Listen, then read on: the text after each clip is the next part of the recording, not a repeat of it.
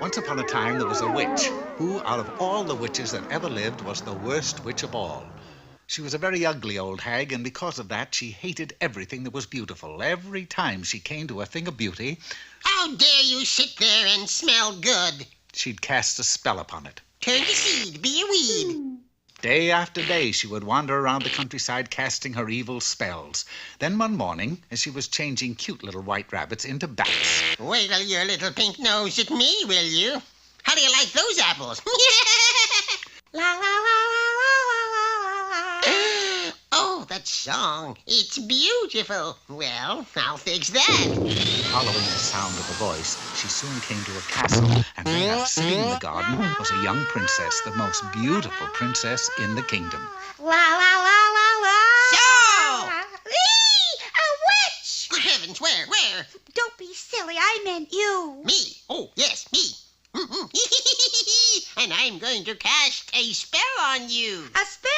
What for? For being beautiful. Is that bad? When you look like me, it is, honey. And with that, the witch cast a spell upon the poor little girl, changing her into a horse. Now you'll have to stay that way until a handsome prince comes along and kisses you, which will be Neversville, dear, because no handsome prince in his right mind will ever kiss a horse.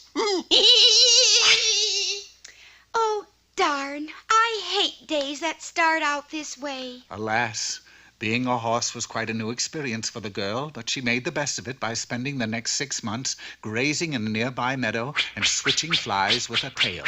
Then, one day, as she was romping in a field, feeling her oats, a young prince and his lackey chanced to pass, and... Look, Clyde, a wild horse. Yes, sire, and isn't she a beauty? Oh, I'll say. Look at those forelegs. Fresh? What'd you say, Clyde? Nothing, sire. I'll bet a fine animal like this can run like 60. I'll capture her and enter her in the big race next Saturday. This was just the break Beauty had been waiting for. Now, if she could just think of some way to make the handsome prince kiss her, she would change back into a beautiful princess, which would make her very happy. The following Saturday, Beauty found herself at the track, but her mind wasn't on the race she was about to run. It was on the prince. I wonder what makes her pucker up like that. Must have eaten something sour, sire. And then it was time for the race to start. Beauty was lined up at the starting gate with all the other horses, and... We're off! Beauty was off like the wind, and in no time at all had left the other horses far behind. Come on, Beauty, come on. Beauty flashed around the far turn, thundered down the home stretch. She seemed certain to win when suddenly, to the amazement of all, she slammed to a stop 5 feet in front of the finish line, cuddled up on the ground, and went sound asleep.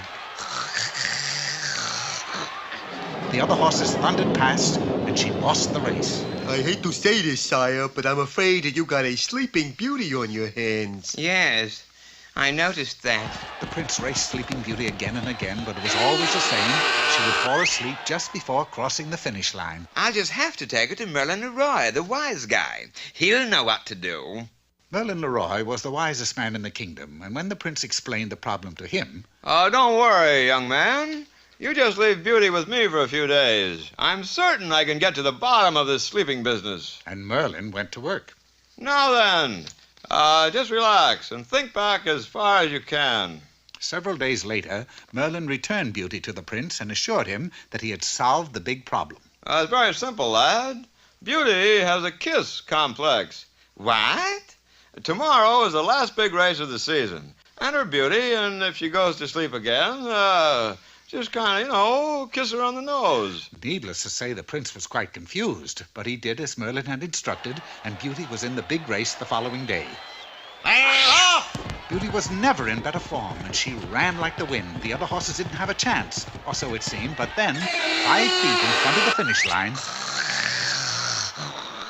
Seeing this, the prince dashed onto the track and kissed Beauty on the nose, and before his startled eyes, the horse changed into a beautiful princess. Of course, he lost the race again, but the prince didn't care. He was delighted with the beauty of the princess and quickly fell in love with her.